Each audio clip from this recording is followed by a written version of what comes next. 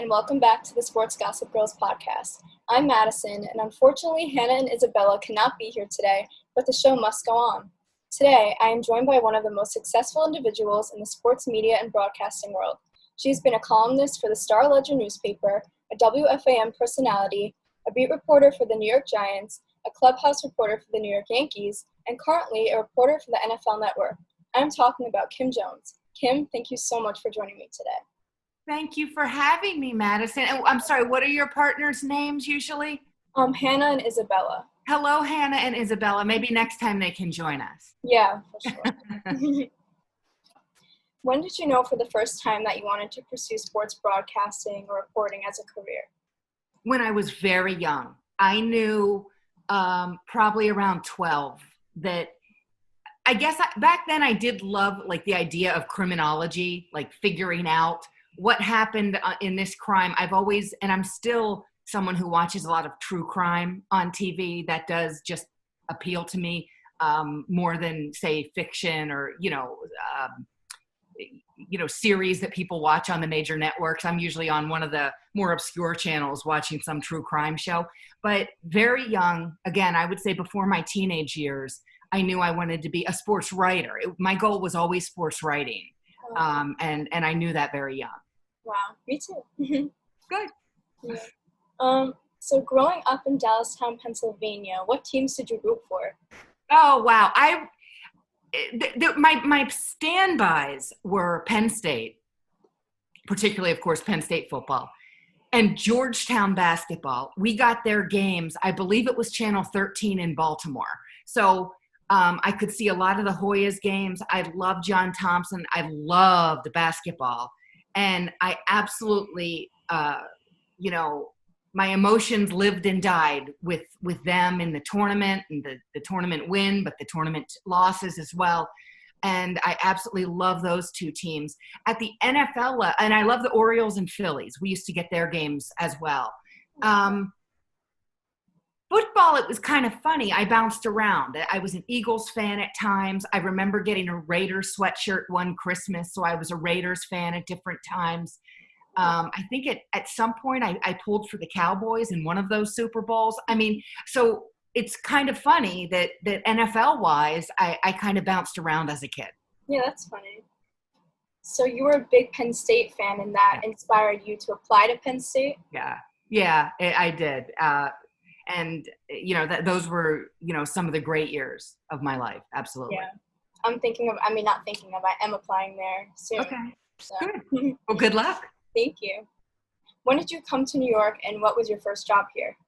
My first job here was at the Star-Ledger as initially a beat reporter for Rutgers. And I was leaving State College. After graduating from Penn State, I went to the Big Ten in Chicago for 1 year. I did an internship out there. And then I got a job at the Center Daily Times, which is the newspaper that covers Penn State and Center County, Pennsylvania. So I worked there from 94 until 99, I believe, or 2000. And in 2000, it was 2000. And in late 2000, I packed my car and drove to New Jersey and started at the Star-Ledger. And then shortly thereafter, the Giants beat open. So I only covered a couple of Rutgers games, I think in November of 2000.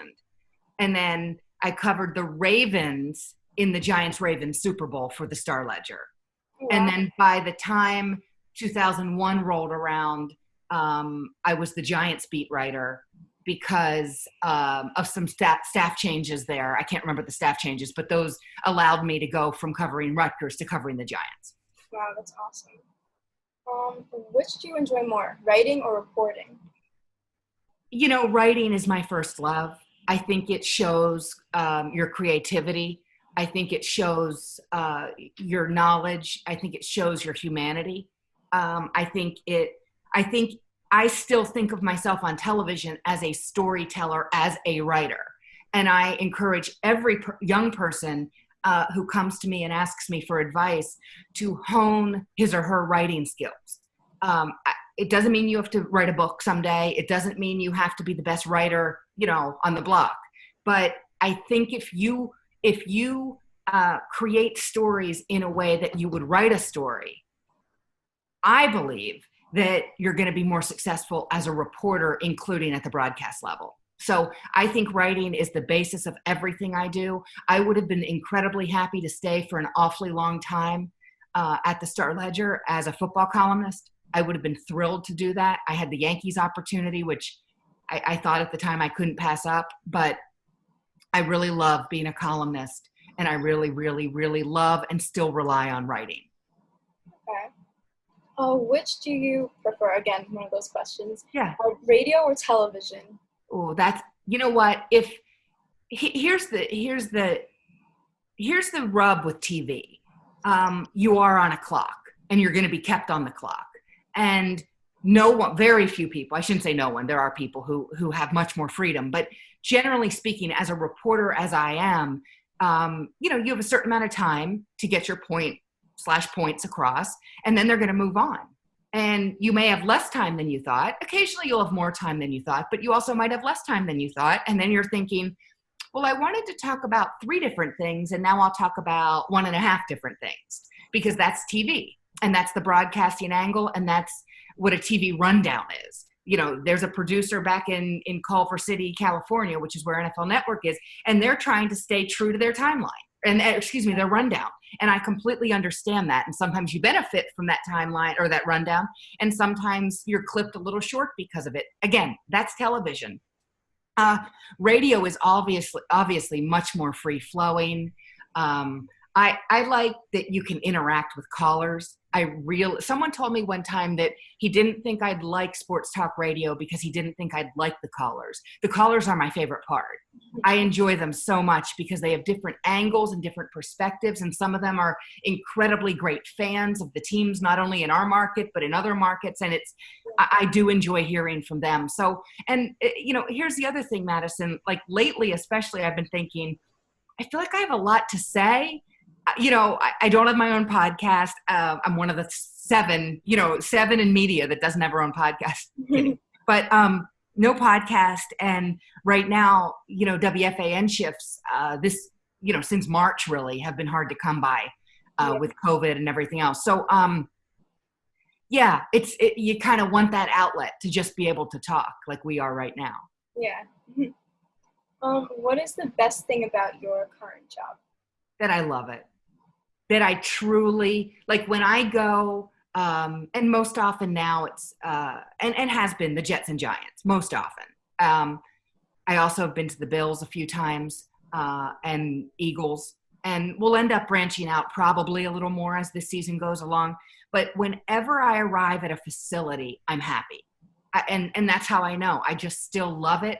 I love the reporting. I love football. I love the storytelling, and I always think of how incredibly lucky I am, and I always acknowledge, at least to myself, how grateful I am, and I think that's important. Yeah, definitely. What is the most challenging thing about your job?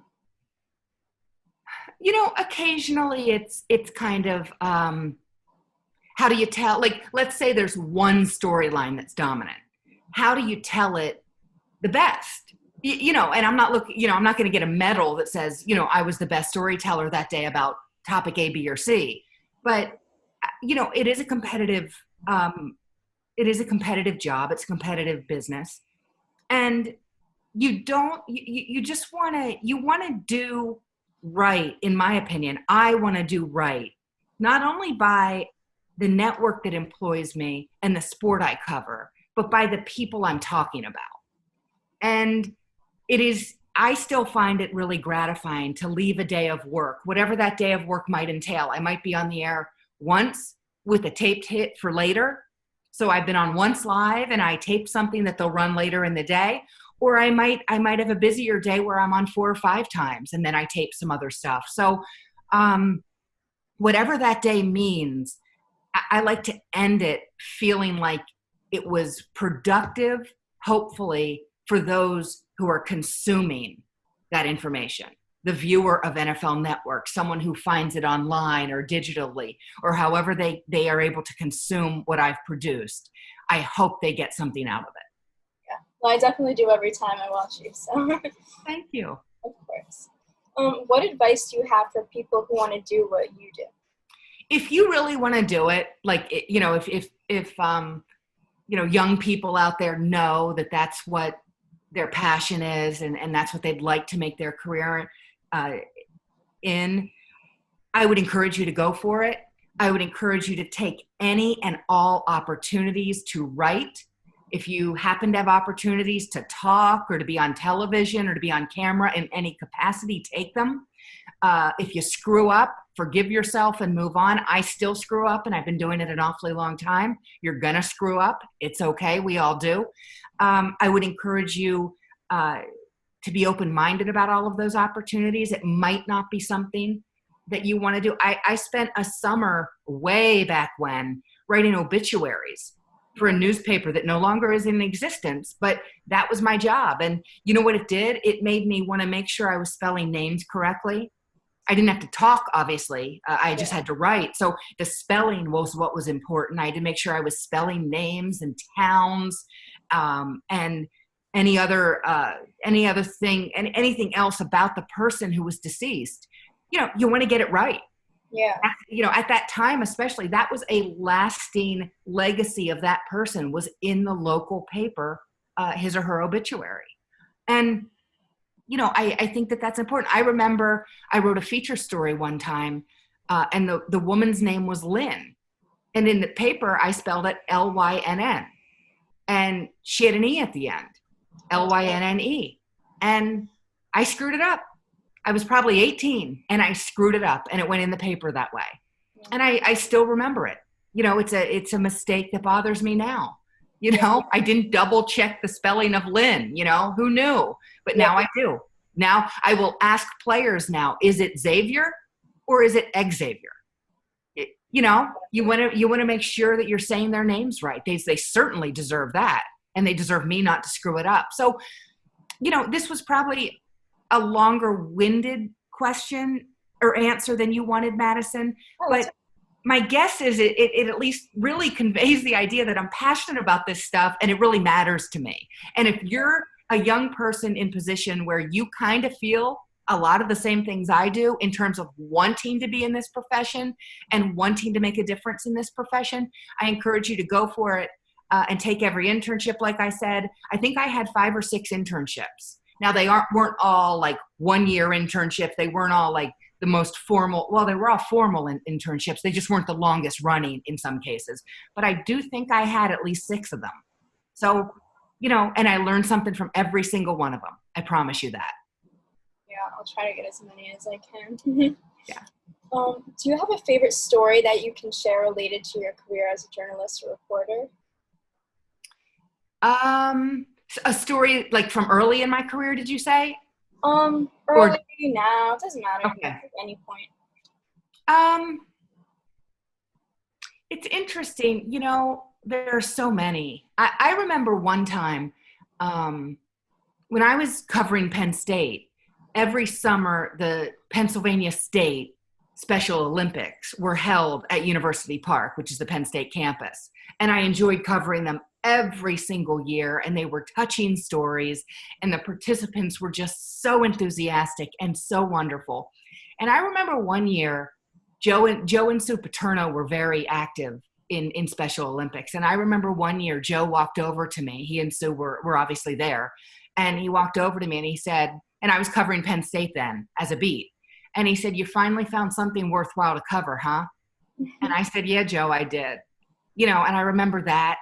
I remember I remember joining the Giants beat, and, Tara Sullivan joined the beat that same year. She was at the Bergen Record then. She's now a columnist at the Boston Globe.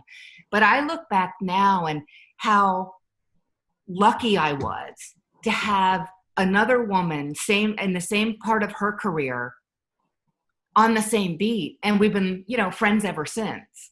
And we were rivals, of course. I mean, everyone's trying to get the story and everything else. And so, but we've always been, and we've remained really good friends. And that's important too. We're all reporters, but we're all humans too.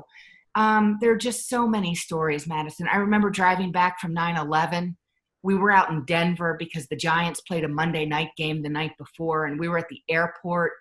We were told our flights were canceled. We got in a car, and Tara, me, Neil Best from Newsday, Paul Schwartz from the New York Post drove back 28 hours in an SUV from the Denver airport. And I think I ended up taking the car back. So maybe we dropped the other guys off at their home. That part I can't remember. But that time obviously stands out to me an awful lot. I remember going back to the practice fields and there was still smoke emanating from the rubble in New York City. I remember Mike Piazza's home run. I wasn't covering baseball then, but that was part of that whole time for all of us. There are just so many stories. And the one thing I would emphasize, and I won't go into names here. I mean, I could, but it would take a long time. Yeah. I have never, that I can remember, asked a coach or player or like a GM, an executive, whatever you want to call it, for help understanding something about football and had them say no.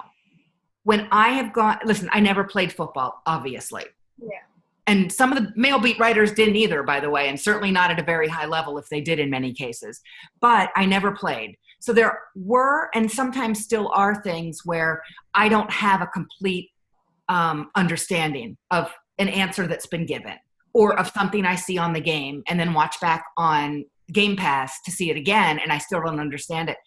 And I have to tell you, players, when we were in the locker room, and hopefully we'll get back to the locker room, I guess, next season or whenever it is, but I look forward to getting back in the locker room. But players in the locker room, again, like coaches, if I reach out to an executive, if I ask a question because I want to understand better, I can't remember a time someone declined to help me.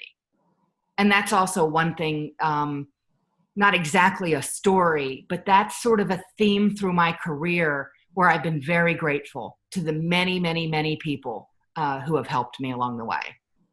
Yeah, that's great. Who was the best interview you've ever had? Oof. The best interview I've ever had. I'll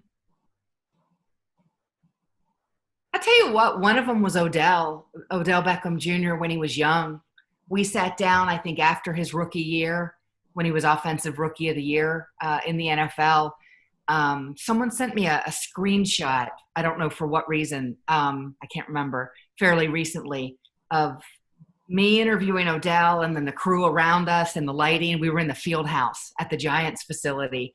That was fun because of what seemed to be, what he was going to be. And at that time, that was really cool. I've enjoyed so many interviews over the years. Let me think. I always enjoyed interviewing Derek Jeter.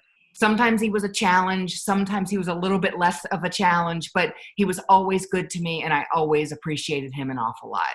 He's probably the one that I interviewed on a consistent basis that I have the most, fond memories. Probably him.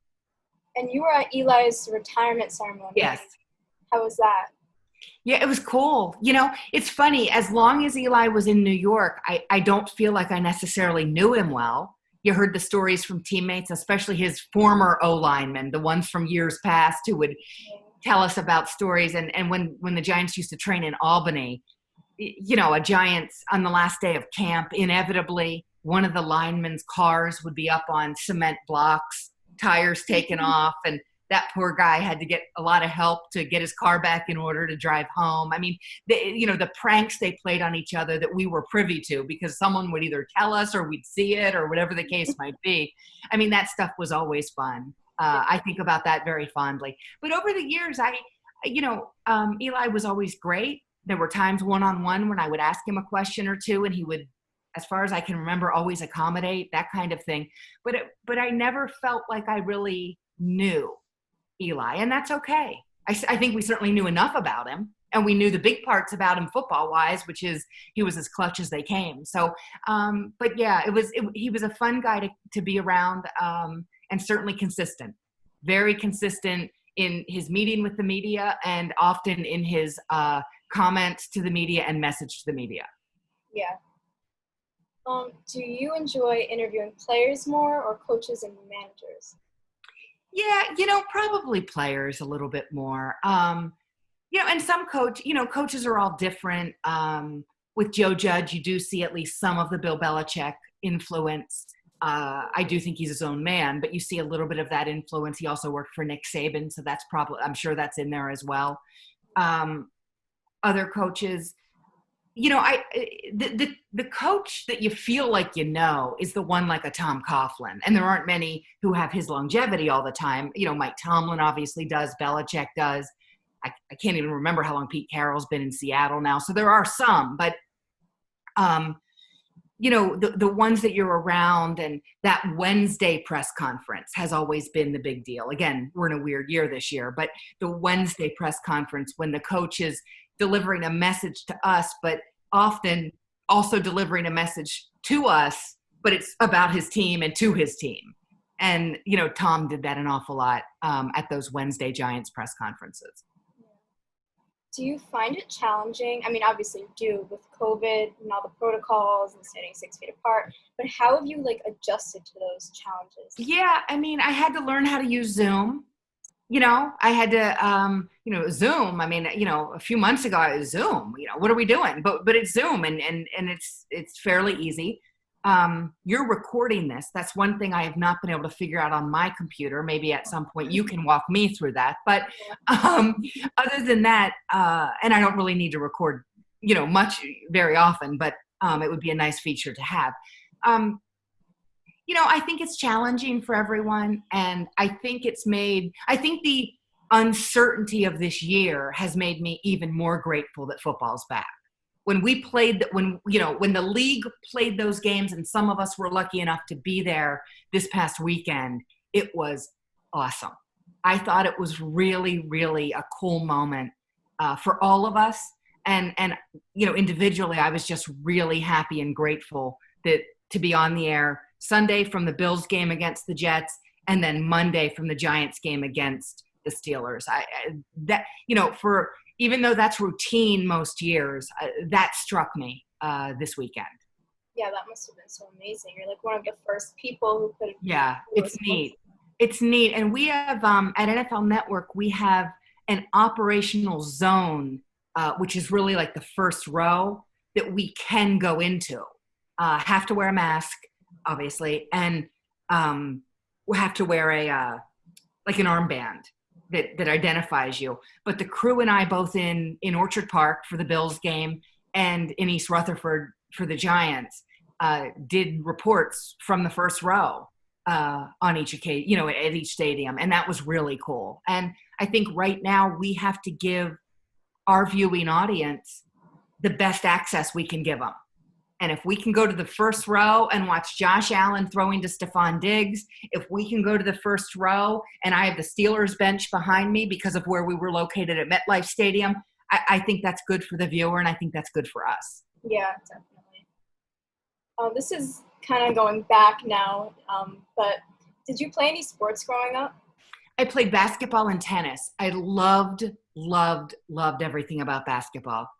And I really liked tennis. I wasn't great at tennis, but I had a lot of fun, and I it's a game that you can play throughout your life, for the most part. I haven't played it in ages now, and I may not get back to it. But for most people, you could play it really, through much of your healthy life. And then basketball, the only thing I do now is usually rebound for my two young nephews when I go to their house, but that's cool too. Yeah, have you ever faced any obstacles in your career because obviously you're a woman? And what advice would you give to any girls looking to get involved in the same type of career? Here's my first advice for young women. If I walk into, let's say it's a normal year, but Zoom call, whatever. But let's say it's a normal year and I walk into a locker room. I might be the only woman in that media group. It might be all men and me, or all men and maybe two women. Yeah. I've always thought of that as an advantage in the sense of they're probably going to remember my name's Kim. They may not remember person A, B, C, D, and E, all guys. and that their names are whatever their names are. Yeah. So, I've always thought that it wasn't some weakness or it wasn't some issue. I always thought it was an opportunity. I remember Lomas Brown long, long ago at the old Giants Stadium when I joined the Giants beat. And I walked over and I met him. And at one point, very early in my time covering the Giants that year, and him in particular, he said to me, "You ever have a problem in this locker room, you come to my locker." And Lomas at the time was an incredibly highly respected veteran in this league. He blocked for Barry Sanders. He had a corner locker, which the way that Giants locker room was set up, the corner lockers were the big ones. And he had one. And I was at his locker a lot, but not really ever out of need or seeking refuge. I mean, I was at his locker a lot because I liked him. And Lomas and I are still, we talk irregularly, but I see him sometimes when I've been in Detroit. And he at least was doing Lions broadcasts on the radio.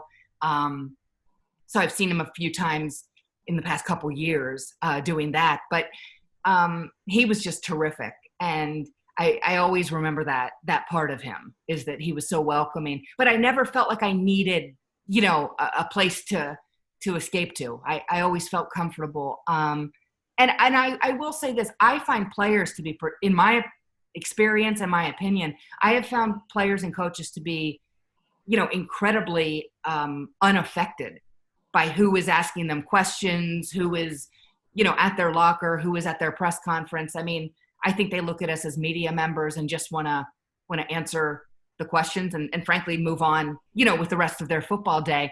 In terms of other advice, and this is not always popular, and I remember giving this advice a couple years ago to a young person. Someone had asked me to speak to her, and I said, of course. And my big part of advice was work hard. And I never heard back from her, which is fine. But I don't have magic words. I don't have a magic path that you can follow to be a Yankees clubhouse reporter and then cover the NFL, because both of those things were beyond my expectation. So I certainly can't tell you how to get there. I'm still not sure how I got there. So I think the couple of things I go back to would be a very strong work ethic, a stubbornness where I wasn't going to let myself fail. I mean, I've gotten stories wrong. I've had stories published, before internet stuff, before all we did was look online for a lot of things that had typos or a misspelling. I've had stories I would like to have characterized better than I did or differently than I did. So I've had a lot of, I've been doing this long enough, Madyson, that I have times that I look back on where I screwed up. But they've mostly made me grow, mostly.